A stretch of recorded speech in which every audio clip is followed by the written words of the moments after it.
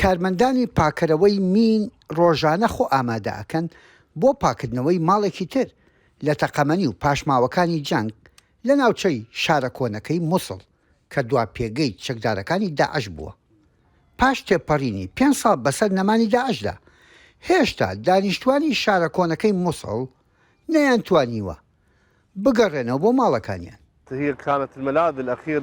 ئەو شوێن و خانوانە دوا پێگەی چەکدارەکانی داعش بووە. ژێرزەمینی زۆری تێدایە کە داعش خۆیانی تێدا حەشاردا بوو. تاوەکو ئێستا پاشماوەی تەقەمەنی و کەرەستەی سەربازی زۆر پاکراونەتەوە کە بەربەستە لە بەردەم پرۆسەی ئاوادانکردنەوە و گەڕانەوەی خێزانەکان بۆ ماڵەکانیان. کارمەندەکانی پاکەرەوەی مین و تەقەمەنی زۆر بە وردی کارەکانیان ئەنجامەدەن. ئاخر دوجار خێزانەکان شوێنێکی ئارامیان دەوێت بۆ سەر لێنن دەست پێکردنەوەی ژیان لەو ماڵانەی هێشتا ئاسەواری داعشی تیاماوە. کارەکانی ئێمە زۆر وردن بە شێوەیەک دەبێت بچینە هەموو ماڵەکانەوە. ژێرزەمینەکان لە هەر ماڵێکیشدا ژوور بە ژوور دەبێت پشکنینی بە بکرێت و پاک بکرێتەوە.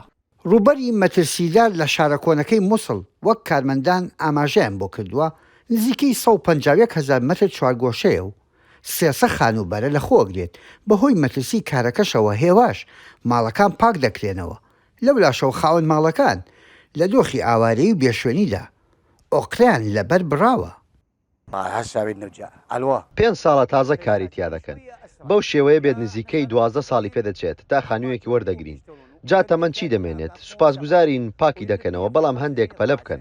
بێزار بووین ئەوەندە کرێماندا.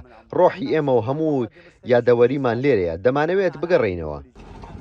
لە ڕووی سەربازیەوە داعش لە شارە کۆنەکەی مووسڵ نەماوە وەلێ پاشماوەی جەنگ لەوەیە.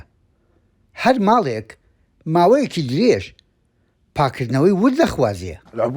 هەر بەردێک هەڵدەدەیتەوە مینێکت بۆ دەردەچێت. هەر دەرگایەک دەکەیتەوە پاژماوەی چەک و تەقەمەنەکانیان دەبینی. شارە کۆنەکەی مووسڵ ناوەکەی بەخۆیەوە بوو. شارێکی دێرین و هەڵگری مێژوێکی دوور.